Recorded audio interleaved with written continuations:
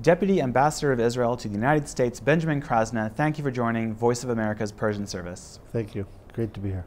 So let's start by talking about the Golan Heights. How does the U.S. recognition of Israeli sovereignty in the Golan Heights affect Israel in terms of its strategy in combating Iran? Well, again, I think that Israel has been in the Golan Heights. We have extended our sovereignty for many, many years. Our citizens are living there. We are developing all of our population up there. We have some great industries up there, some great wine country up there. We have Jewish residents, we have Druze residents up there. I think this is overdue in terms of, and I think the Americans, as they often do, have taken the lead in terms of understanding and emphasizing that Israel has a right to be in the Golan Heights, that Israel was attacked in 1967. In response to this attack, we then were able to recapture the Golan Heights. And then in today's reality, the importance of Israel's presence on the Golan Heights and the safety and security of Israel is reaffirmed by the United States recognition of Israel's sovereignty on the Golan. How concerned is Israel that Iran, which has a presence in Syria, could use this U.S. recognition to stir up or fire up militant groups who might want to attack Israel because of this? Yeah.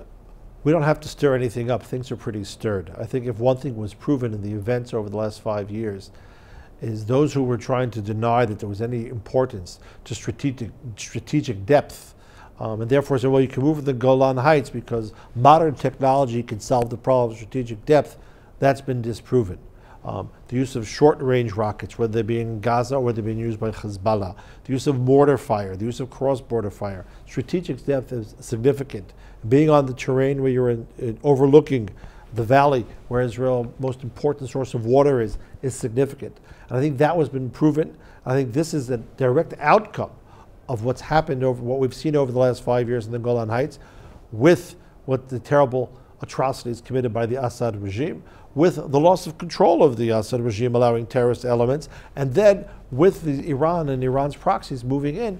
And this presents a threat to Israel, and therefore establishing a line, establishing that strategic depth is key to our security. Israel has also called on the world at large to recognize Israeli sovereignty in the Golan Heights.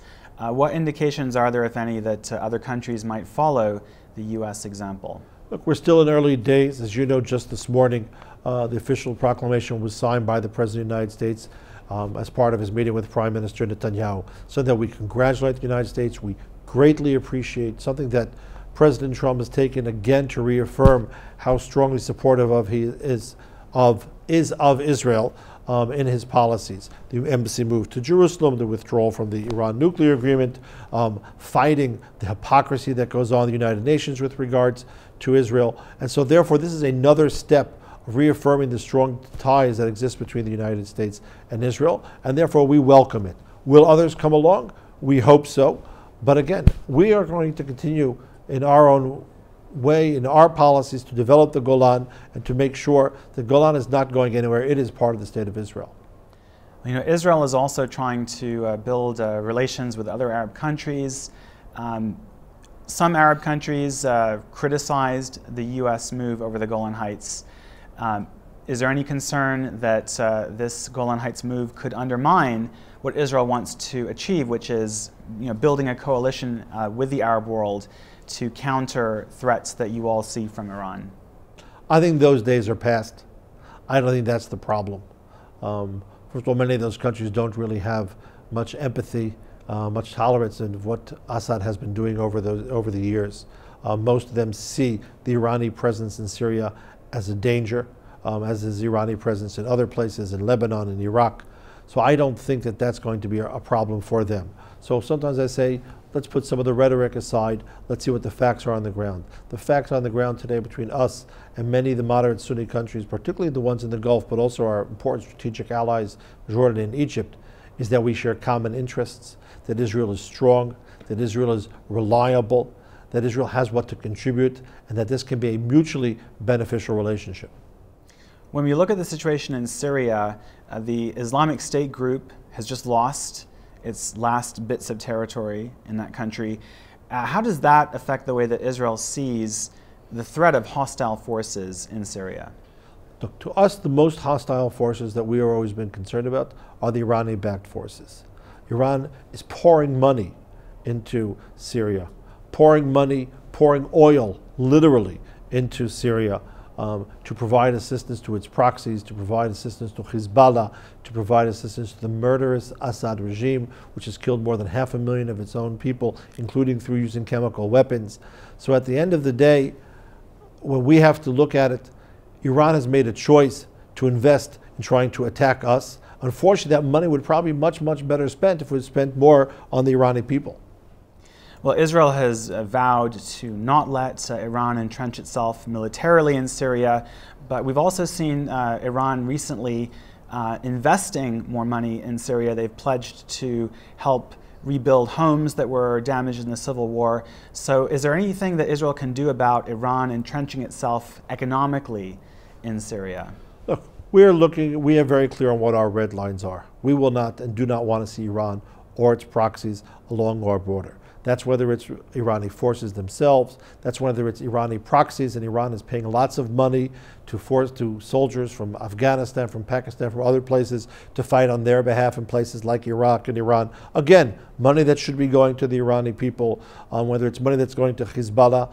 We're saying that has to be far, far away from our border, out of Syria. That's how we are looking at it. On the economic side, there's going to be determination that President Assad is going to have to make about where he sees his future. Does he see his future in being in that small group, that small club along with Iran? Or does he see his future in being and trying to engage at some point, even his own regional Arab allies? And by the way, even Russia. Because I think that Russia also would like to have more economic involvement. And I'm not sure how happy they would be of the Iranian economic involvement and economic entrenchment. You mentioned Hezbollah earlier.